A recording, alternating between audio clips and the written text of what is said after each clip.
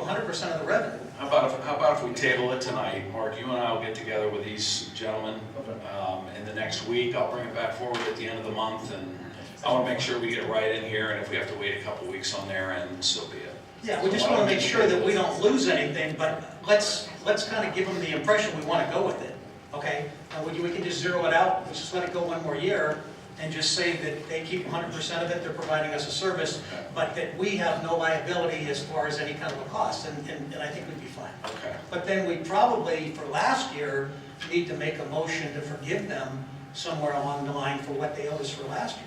And again, it could be a couple $100. We're not talking Why about don't money. you wait and see, let them meet with them, determine what, to Mr. Aliota's point, determine what they made last year, at least provide some documentation as to what they made. Right.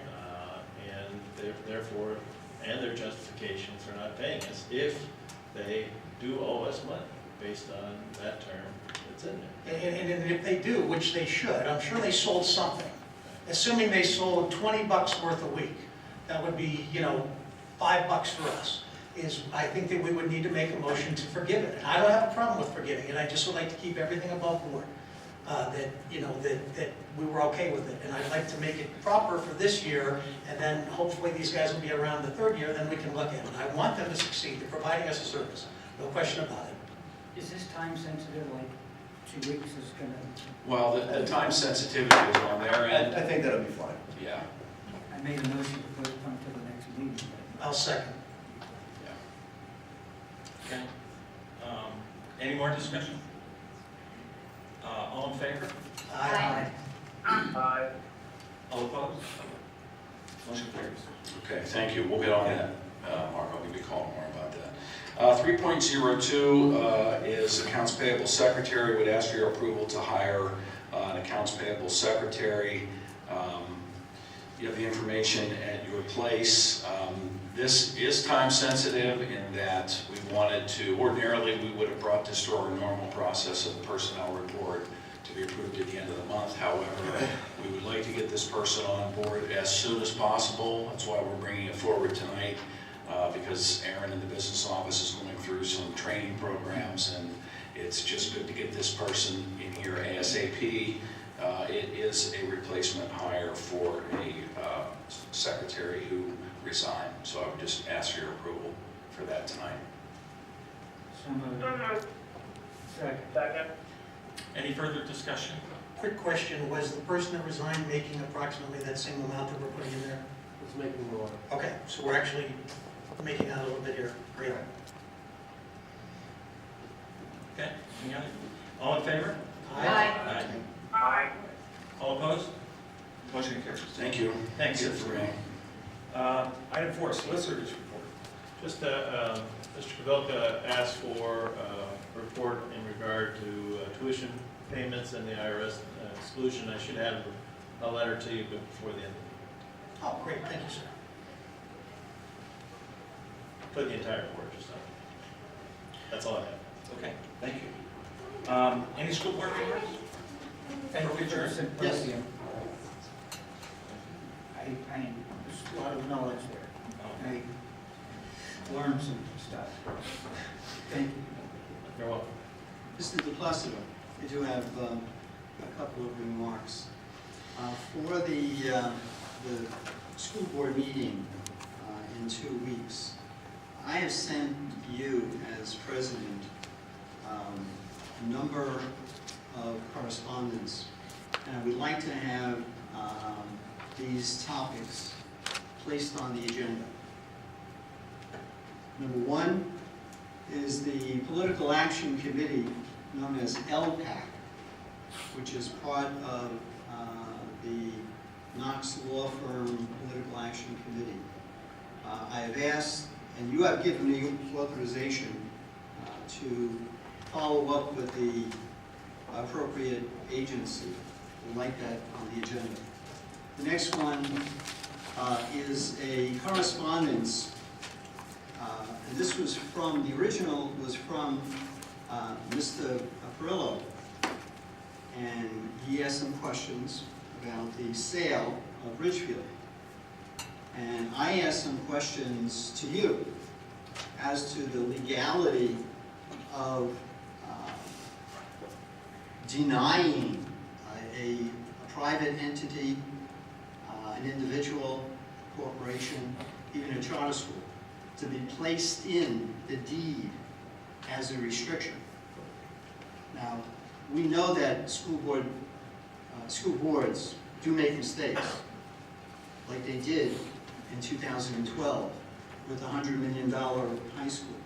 I would like this on the agenda, and I would appreciate if you contact the Office of General Counsel to get a determination on whether it is legal for a board to change a public school property deed and include the denial or the refusal to sell public property to a charter school. Okay? The next one I would like on the agenda is the issue that came up just within the past month or two. And it had to do with the conduct of Mr. Kabilka, where he was removed as president. Everyone received this. Mr. Aliotta, please. We don't need to see that, okay? This is what I sent you. Yeah, okay, if we're gonna get into personnel or anything like that, we'll go to executive session. This doesn't have to go through executive session. Doesn't have to go through the executive session. This is a post by Ms. Reese on the social What, media, all right. okay? So, that was the same thing that happened to Mr. Kabilka. And he was removed as president. The other issue that I would like to be discussed is the, so I have it here.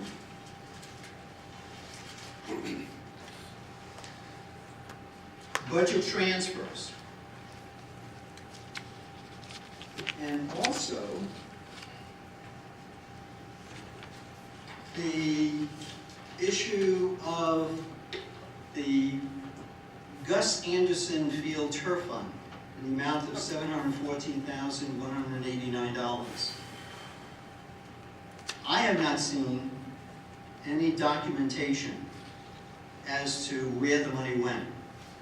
Mr. Aliotta, I have to interrupt. I've made several public presentations on the topic of the Gus Anderson Field Turf money. Several, and you have been in attendance.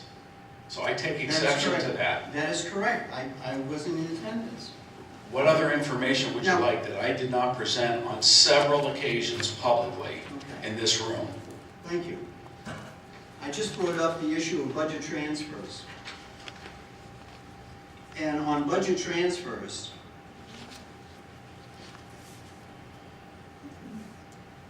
on February 10, 2014, the Mill Creek School District, with the approval of the Board of Directors, passed a budget transfer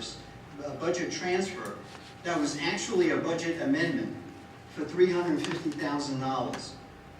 The problem is that the budget was not properly reopened as required by Pennsylvania School Code, and it is a violation. And Mr. Maloney, when I presented it as a citizen, nodded his head, yes, it is a violation. That's why I'm bringing it up, because you have not provided this board with any documentation as to where the money went.